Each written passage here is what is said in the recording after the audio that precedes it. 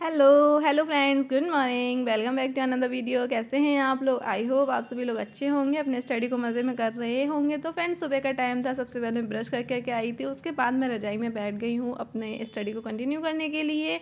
और फ्रेंड्स, मैं इस चैनल पे DSSB का अपना प्रिपरेशन आप लोगों के साथ शेयर कर रही हूँ, अपना शेड्यूल, अपनी स्ट्रेटेजी आप लोगों के साथ शेयर करती हूँ। उम्मीद करती हूँ कि आप लोगों को मेरी स्ट्रेटेजी और मेरे ब्लॉग और मेरा स्टडी शेड्यूल आप लोगों को पसंद आ रहा होगा। और अगर आप लोगों को मेरे ब्लॉग्स अच्छे लग रहे हों या फिर आप लोगों को मोटिवेट थोड़े से भी लग रहे हों कि हाँ मोटिवेशनल है, तो प्लीज़ वीडियो को लाइक, चैनल को सब्सक्राइब जरूर कर दें, जिससे कि आप लोगों को मेरे आने वाले सभी वीडियोस आप लोगों को मिलते रहें और आप लोग भी मुझसे मोटिवेट होकर के अपनी स्टडी को कंटिन्यू कर सको और अपना बेस्ट दे सको। क्योंकि हम मेरा जो एक टारगेट है कि हाँ, जिस तरीके से मैं पढ़ रही हूँ, मैं अपना टाइम आप लोगों के साथ शेड्यूल करती हूँ शेयर, जिससे कि मुझे लगता है कि हाँ, शायद मुझे देख करके आप लोग भी मोटिवेट होंगे और आप लोग भी अपनी स्टडी को ज़्यादा से ज़्यादा कर पाएंगे। क्योंकि ह्यूमन नेचर होता है, वो ऐसा होता है कि हम दूसरे इंसान को देख करके ज़्यादा मोटिवेट हो जाते हैं। क्योंकि ये ह्यूमन नेचर है, सभी के साथ होता है। जब मेरे साथ होता है और मेरी फ्रेंडों के साथ होता है, तो मुझे लगता है सभी के साथ होता है।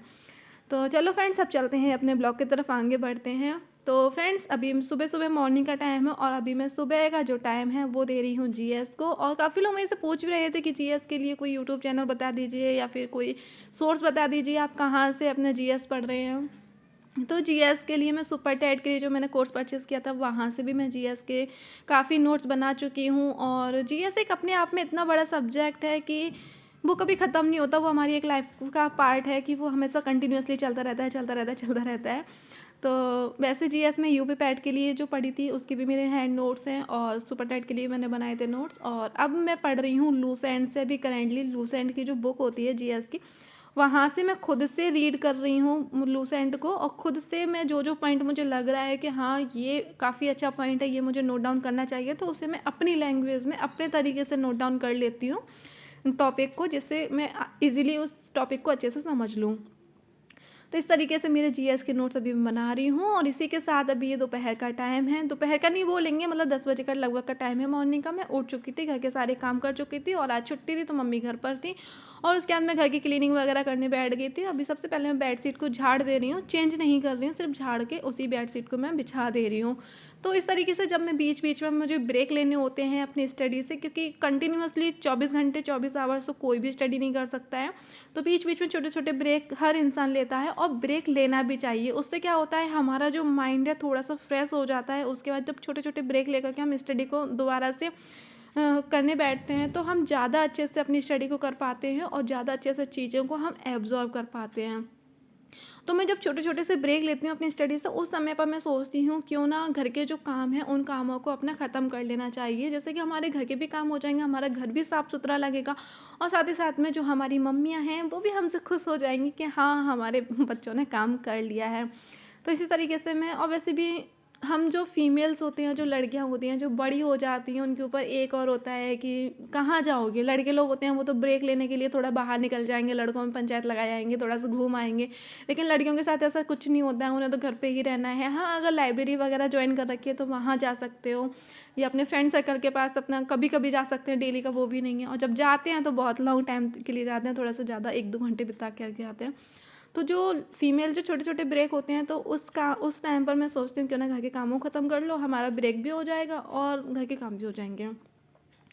तो इसी के साथ अब ये दोपहर का टाइम है, नहा धो करके फ्री हो करके अभी बैठ गई हूँ मैं स्टडी करने के लिए। और अभी मैं कर रही हूँ हिंदी। तो अभी मैं हिंदी के नोट्स, मतलब कि प्रैक्टिस एड जो यूट्यूब चैनल पे चलते हैं, तो वहाँ से पढ़ रही हूँ। वैसे तो हिंदी जो लूसेंट की बुक है मैं वहीं से कर रही हूँ, और हिंदी के मेरे काफ़ी अच्छे से नोट्स भी बने हुए हैं, तो उन्हीं का मैं प्रैक्टिस करती रहती हूँ। क्योंकि हम कभी भी कोई भी चीज़ अगर हम पढ़ रहे हैं, तो उसे बार बार पढ़ने की बजाय, हमें रीड करने की बजाय, हमें उस चीज़ की ज़्यादा से ज़्यादा प्रैक्टिस करनी चाहिए और ज़्यादा से ज़्यादा हमें रिवीजन करना चाहिए। Revision is the most important हर एक एस्पिरेंट के लिए।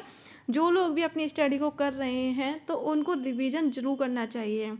तो फ्रेंड्स, ये दोपहर के टाइम है 2 बजे का लगभग का। तो यहाँ पर आज बनी है खिचड़ी, आप लोग भी खा लीजिए। खिचड़ी यानी कि तहरी, हमारी यूपी साइड में तो तहरी बोलते हैं इसे, तो वही बनी हुई है, उसे मैंने खाया। उसके बाद मम्मी के साथ थोड़ा सा मैं छत पर बैठी थी आधा 1 घंटे के लिए।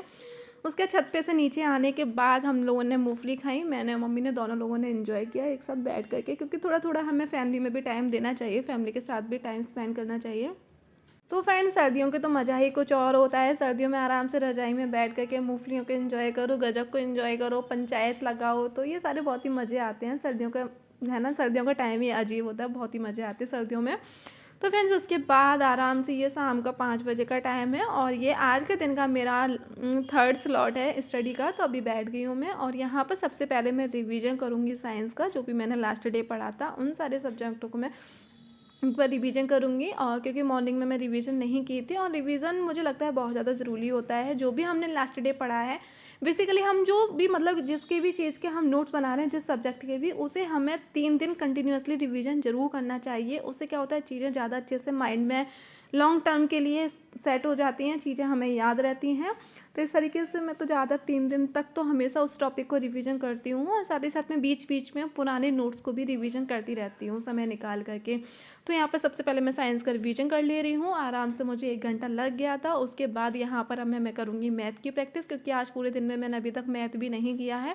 तो मैथ मैं डेली सॉल्व करती हूँ, क्योंकि मैथ एक ऐसा सब्जेक्ट है, आप जितना उसकी प्रैक्टिस करोगे, जितना अच्छे से आप उसे टाइम दोगे, तो मैथ आपको टाइम देगा, वरना मैथ आराम से आपके घंटे भी बजा सकता है। जिन लोगों का मैथ ज़्यादा अच्छा नहीं है उन लोगों की। तो जो लोग मैथ इस टीम से ही रहे हैं, मैथ साइड से ही रहे हैं, तो उन लोगों के लिए तो ठीक है। लेकिन जो मैथ से नहीं है, जो साइंस ग्रुप से या फिर आर्ट्स ग्रुप के हैं, तो उन लोगों को तो मैथ की अच्छे से प्रैक्टिस करनी चाहिए। तो मैं बेसिकली मतलब बायो से मैंने बीएससी ग्रेजुएशन किया हुआ है, तो मेरे लिए मैथ थोड़ा सा टफ पड़ता है। लेकिन हाँ, ये है कि अब प्रैक्टिस करते करते अब मैथ आ गया है कि हाँ, अब मैथ हम कर सकते हैं। लेकिन हाँ, अभी भी ये चीज़ है कि मैथ को अगर मैं छोड़ दूँगी तो मैथ मुझे छोड़ देगा।